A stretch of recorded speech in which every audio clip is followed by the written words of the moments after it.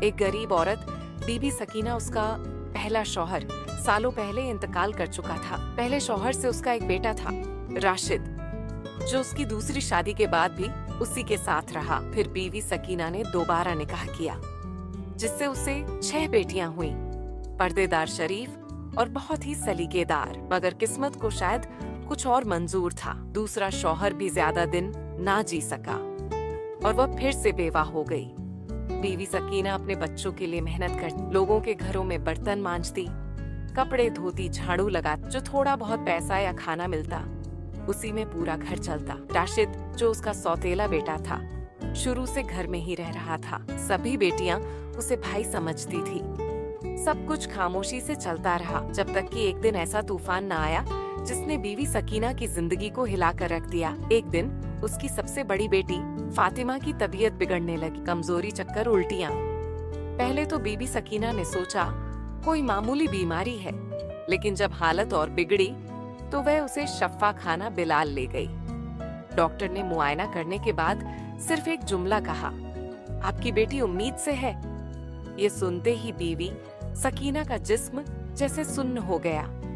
बेटी बिन ब्याही थी, पर्देदार और शरीफ। फिर ये सब कैसे हो गया? कब हुआ? किसने किया? क्यों किया? बीवी सकीना का दिमाग सुन्न पड़ गया। वह सदमे में थी। पहले तो फातिमा को डांटा, जोर से चीखा, फिर गुस्से और दर्द में आकर दहाड़े मार दी। मगर जब बेटी रोते हुए सिर्फ एक ही बात कहती रही, अम्मी, मैंने किसी को देखा तक नहीं, खुदा की कसम मुझे कुछ नहीं मालूम, तो बीवी सकीना का दिल जैसे फट गया। एक माँ सब समझ जाती है, और बीवी सकीना जान गई कि उसकी बेटी झूठ नहीं बोल रही। लेकिन यह गम यहीं तक महदूद नहीं रहा। कुछ ही दिन गुजरे थे कि उसकी दूसरी बेटी, फिर तीसरी बेटी। वही हाल, वह भी उम्मीद से निकल आई, और दोनों की जुबान पर भी वही अल्फाज थे, अम्मी, हमें कुछ भी याद नहीं, अल्लाह की कसम हमें नहीं पता। ये सब कैसे हुआ? ये सब सुनकर बीवी सकीना अंदर से टूट गई। वह कई दिन तक चुप रही, रोती रही, सोचती रही, मगर कोई जवाब नहीं मिला। फिर एक दिन दिल में हिम्मत करके वह इंसाफ की उम्मीद लेकर दारुसलाम की सल्तनत के बादशाह सुल्तान सुलेमान शाह के दरबार जा पहुंची। दरबार सजा हुआ था। बादशाह तख्त पर बैठा लोगों की फरियादें सुन रहा था। इसी दौरान दरबार के दरवाजे से बीवी सकीना अंदर दाखिल हुई। चेहरा आंसुओं से भीगा हुआ, पांव नंगे और आंखों में सिर्फ एक सवाल, मुझे इंसाफ कब मिलेगा? बादशाह ने उसे देखा और पूछा, माँ जी, आप क्यों रो रही हैं? क्या तकलीफ है आपको? बीवी सकीना ने इधर उधर देखा और फिर खामोश हो गई। वजीर आगे बढ़ा और नरमी से बोला, अम्मा, आप दरबार में आई हैं, जबान खोलें, बताएं आपको क्या दुख है? बीवी सकीना बोली, बादशाह सलामत, मेरा गम ऐसा है कि सबके सामने कहूंगी तो कल मेरे घर की दीवारें भी शर्म से कांप उठेंगी। मैं आपसे अकेले में बात करना चाहती हूँ। बादशाह हैरान हुआ, मगर औरत की लरजती आवाज और दर्द भरे चेहरे को देखकर बोला, इस माँ को मेरे खास कमरे में लाया जाए, मैं इसका दर्द खुद सुनना चाहता हूँ। 2 सिपाही बीबी सकीना को बादशाह के खास कमरे में ले गए। जैसे ही बीबी सकीना अंदर पहुंची, वह बादशाह के कदमों में गिर पड़ी, झाड़ू कतार रोने लगी। बादशाह का दिल पसीज गया। उसने कहा, माँ जी, आपकी फरियाद अब मेरी फरियाद है।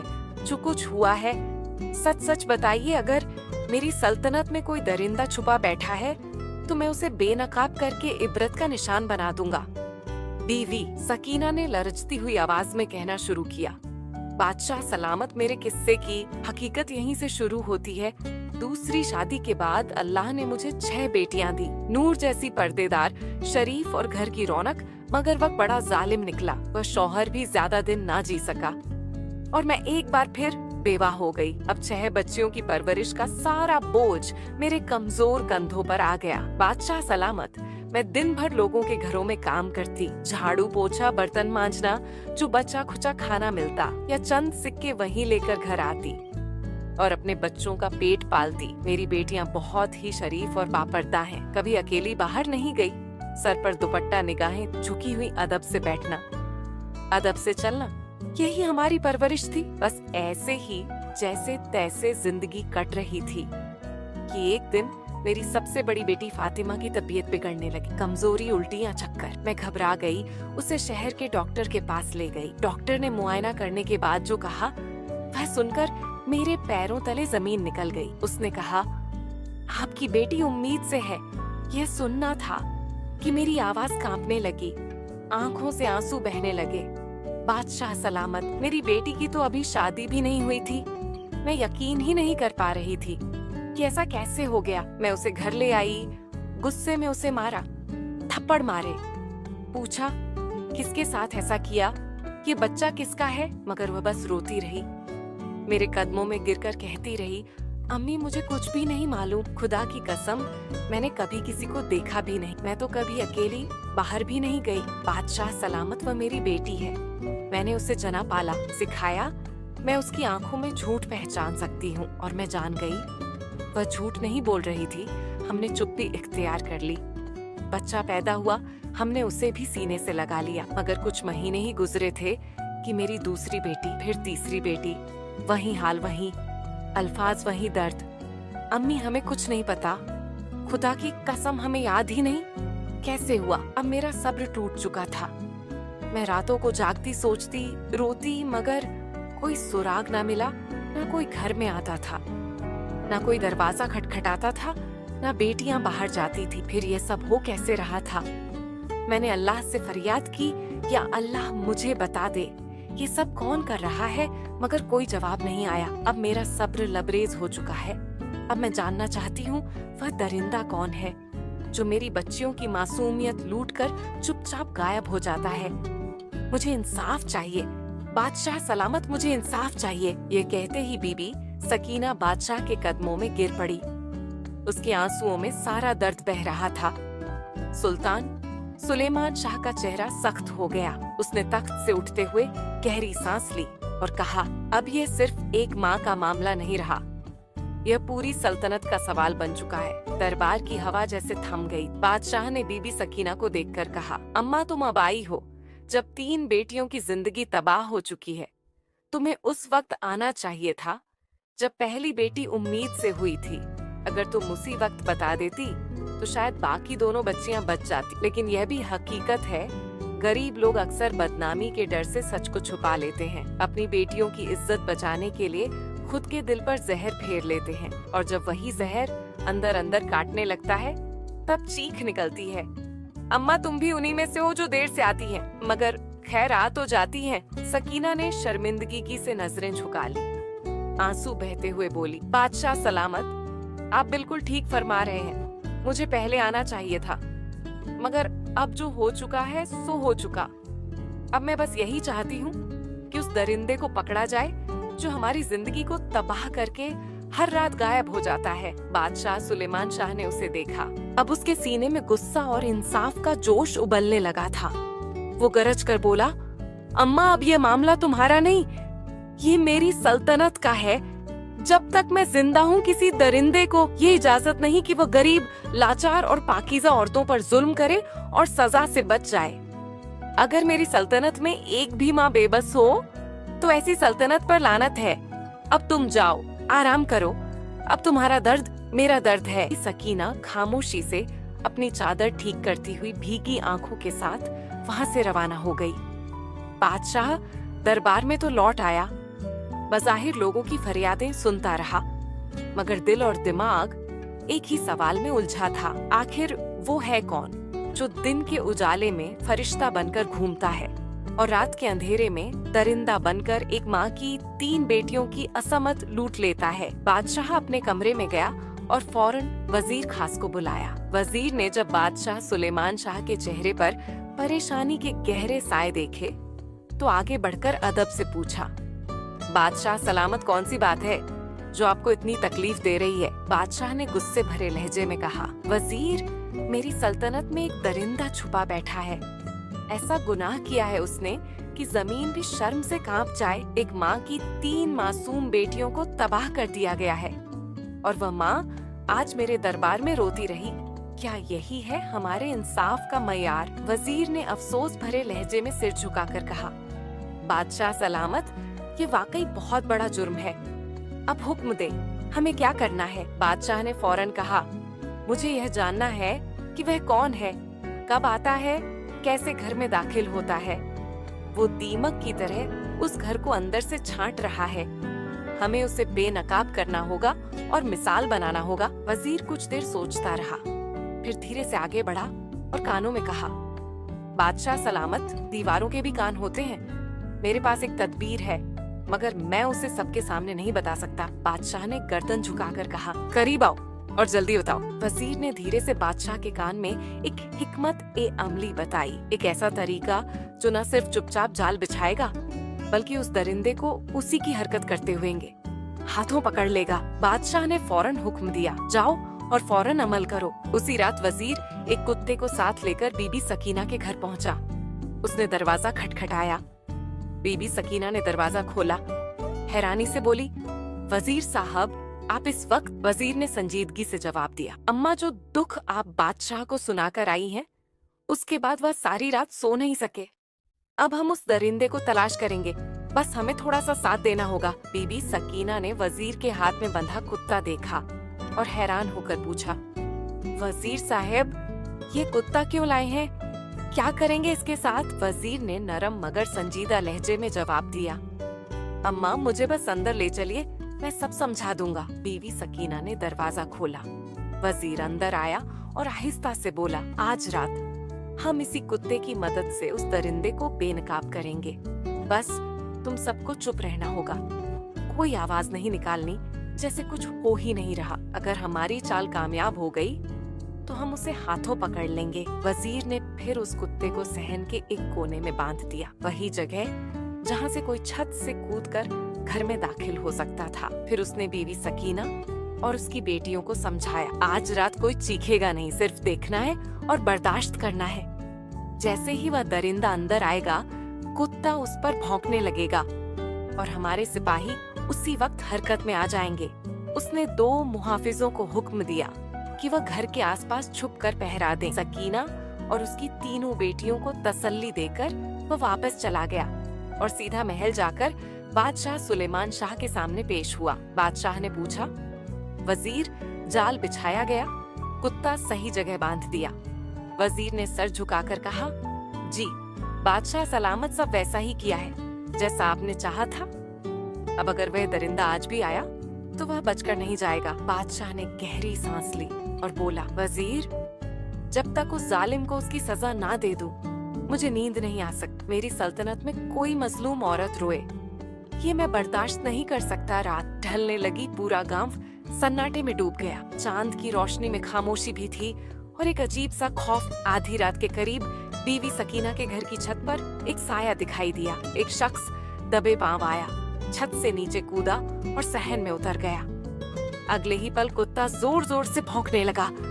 आवाज इतनी तेज थी कि बीबी सकीना और उसकी बेटियां जाग गईं और आसपास छुपे हुए सिपाही भी फौरन हरकत में आ गए। बीबी सकीना ने दिल थाम लिया, बेटियों को पास करके बैठ गई।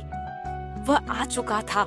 वही दरिंदा सिपाही दौड़कर अंदर आए। वो नकाब पर शख्स भागने लगा, मगर सिपाहियों ने उसे दबोच लिया। उसके हाथ मरोड़कर जमीन पर गिरा दिया गया। चेहरे पर काला कपड़ा बंधा हुआ था। वो अपनी पहचान छुपाना चाहता था। सुबह हुई, बादशाह का दरबार सजा। वो मुजरिम हथकड़ी में जकड़ा हुआ, सर झुकाए, घुटनों के बल बैठा था। बीबी सकीना अपनी 6 बेटियों के साथ दरबार में दाखिल हुई। बादशाह सुलेमान शाह ने इशारा किया, दरबार खाली करवा दिया गया। अब वहाँ सिर्फ 4 लोग मौजूद थे, वो मुजरिम बादशाह, वजीर और बीबी सकीना अपनी बेटियों के साथ। अब वक्त था सच सामने लाने का, पर्दे हटाने का। बादशाह ने सख्त लहजे में कहा, तुझे मेरा डर नहीं रहा क्या? तुझे नहीं पता कि मेरी सल्तनत में किसी औरत की इज्जत पर हाथ डालने वाले की सजा सिर्फ मौत है। फिर उसने सिपाहियों को हुक्म दिया, इस शख्स के चेहरे से नकाब हटाओ। मैं देखना चाहता हूँ वह चेहरा जिसने एक माँ की 3 बेटियों की जिंदगी तबाह कर दी। जैसे ही नकाब हटाया गया, एक गहरी खामोशी छा गई। बीवी सकीना की आंखों में हैरत, तकलीफ और गुस्से का तूफान उठ खड़ा हुआ। वो चीख कर बोली, राशिद, तूने ये क्या किया? वह वही सौतेला बेटा था जो बीबी सकीना के पहले शौहर से था, जो उसी घर में उनके साथ पला बढ़ा था, जिसे बीबी सकीना ने कभी अपने बेटे से कम नहीं समझा था और सब बेटियां उसे भाई कहती थीं। बीबी सकीना आगे बढ़ी, उसके चेहरे पर थूक दिया, तू दरिंदा है, बेशर्म है। इन बच्चियों के साथ तूने ये क्या किया? इन्हीं के साथ तू बड़ा हुआ। तू तो इनका भाई था, इनकी हिफाजत करने वाला, और तू ही निकला इनकी इज्जत का कातिल। फिर उसने एक जोर का थप्पड़ मारा। बेटियां सहम गई, रोने लगी। बादशाह ने तलवार खींची और उसके सर के पास रखकर, गरजता है, अब बोल, सच सच बता, तूने ये सब क्यों किया? अगर एक लफ्ज भी झूठ बोला तो यह तलवार तेरा सर चीर देगी। राशिद की सांसें तेज हो गई, चेहरे पर खौफ छा गया। उसने कांपती आवाज में कहना शुरू किया, बादशाह सलामत, मैं बीबी सकीना का सौतेला बेटा हूँ। ये सारी बेटियां मेरी सौतेली बहनें हैं। मेरे वालिद का इंतकाल बहुत पहले हो गया था। बीबी सकीना ने मुझे अपनी बेटियों के साथ ही पाला, मगर मेरे दिल में उनके लिए नफरत और जलन पलने लगी। जब बेटियां और जवान होने लगी, उनकी खूबसूरती देखकर मेरी नीयत बदल गई। मैं जानता था ये मुझे कभी अपना नहीं मानेंगी। मैंने बीवी सकीना से कहा कि बड़ी बेटी की शादी कर दो, मगर उन्होंने मेरी बात को अहमियत नहीं दी। मुझे लगने लगा कि यह सब एक दिन शादी करके चली जाएंगी, और मेरे अंदर का शैतान जाग गया। मेरी हवस ने मुझे अंधा कर दिया। मैंने सोचा, रात के अंधेरे में अगर मैं चाहूँ तो इन पर हाथ डाल सकता हूँ, कोई मुझे पकड़ नहीं पाएगा। मैं हकीम के पास गया और उससे ऐसी बूटी मांगी जिसे सूंघते ही इंसान बेहोश हो जाए। वो बूटी 4 से 5 घंटे तक असर करती थी। रात के अंधेरे में मैं छत से नीचे उतरता और अपनी सौतेली बहनों को वह बूटी सूंघा देता, जिससे सब बेहोश हो जाती। फिर मैं अपनी हवस पूरी करता, जिस बहन को चाहता उस पर जुल्म करता। फिर उसी तरह उसके कपड़े पहनाकर सब कुछ पहले जैसा कर देता, ताकि जब उन्हें होश आए तो उन्हें कोई इल्म ना हो। मैं वापस ऊपर चला जाता और दिन भर सब कुछ ऐसे चलता जैसे कुछ हुआ ही नहीं। किसी को कुछ महसूस नहीं होता। ये गुनाह मैंने बार बार किया। कई महीनों तक आज रात अगर मुझे छत पर बंधा वो कुत्ता पहले ही दिख जाता तो शायद मुझे शक हो जाता कि कोई चाल बिछाई गई, मगर मैं समझा ये कोई पालतू जानवर होगा। मेरा ध्यान तो सिर्फ अपनी हैवानियत पर था, इसीलिए मैं आ गया और पकड़ा गया। इतना कहकर वह खामोश हो गया। दरबार में गहरी खामोशी छा गई। बीवी सकीना के चेहरे पर एक माँ का दर्द साफ नजर आ रहा था। बेटियों की आंखों में सदमा और आंसू थे। बादशाह सुलेमान शाह का चेहरा गुस्से से तमतमाने लगा। उसने वजीर की तरफ देखा और सिर के हल्के से इशारे से हुक्म दिया। वजीर ने तलवार मयान से निकाली, आगे बढ़ा और एक ही वार में उस दरिंदे राशिद का सिर धड़ से जुदा कर दिया। उसका जिस्म कुछ लम्हों तक तड़पता रहा और फिर हमेशा के लिए खामोश हो गया। दरबार में इंसाफ का बोलबाला हो चुका था। बादशाह ने बीबी सकीना की तरफ देखा और नरमी से कहा, अम्मा, अगर तुम पहले आ जाती तो शायद तुम्हारी बेटियां ये जुल्म ना सहती, मगर अब जो हो गया वो वापस नहीं आ सकता। मगर मैं वादा करता हूँ कि तुम्हारी तीनों बेटियों को वह खुशियाँ मिलेंगी जिनकी वह हकदार है। बादशाह ने अपनी सल्तनत के 3 नेक इज्जतदार और साहिब हैसियत नौजवानों को चुना और उन 3 बेटियों का निकाह उनके साथ करवा दिया। जहेज में सोना, चांदी, माल और दौलत सब दिया गया। बीवी सकीना बादशाह के कदमों में गिर पड़ी और आंसुओं में भीगते हुए बार बार शुक्रिया अदा करती रही। बादशाह ने उसका सर थाम कर कहा, जब तुम्हारी बाकी 3 बेटियां भी जवान होंगी तो मुझे जरूर बताना, मैं उनके लिए भी इज्जतदार रिश्ते तलाश करूंगा। मेरी सल्तनत में कोई बेटी अकेली नहीं है। हर मजलूम माँ मेरी माँ है और हर बेटी मेरी बेटी। और यूं एक इंसाफ पसंद ने एक मजबूर माँ को उसका हक दिलाया और एक दरिंदे को उसके गुनाह की बदतरीन सजा दी। अगर आप पर भी जुल्म हो रहा है तो खामोश मत रहिए। बदनामी का डर, समाज की परवाह, ये सब छोड़िए। हक के लिए आवाज उठाइए, जुल्म के सामने खड़े हो जाइए, क्योंकि अगर आप चुप रहे तो ये दुनिया आपकी इज्जत, आपका सुकून और आपका वजूद तक निगल जाएगी। जो शख्स किसी मजलूम की मदद करता है, अल्लाह ताला खुद उसकी मदद करता है। तुम में से सबसे बेहतरीन वह है जो अपने घर वालों के लिए बेहतरीन हो। ऐ अल्लाह, मेरी इस कहानी को हिदायत और नेकी का जरिया बना, और जो भी इसे सुने या पढ़े उसके दिल को नरमी और आँखों को रोशनी दे। अगर आपको ये कहानी दिल से लगी हो तो इसे लाइक करें, अपने दोस्तों के साथ शेयर करें और चैनल को सब्सक्राइब करना ना भूलें, ताकि आपको आगे भी इस तरह की हकीकत से जुड़ी दिल को छू लेने वाली कहानियाँ मिलती रहे। शुक्रिया।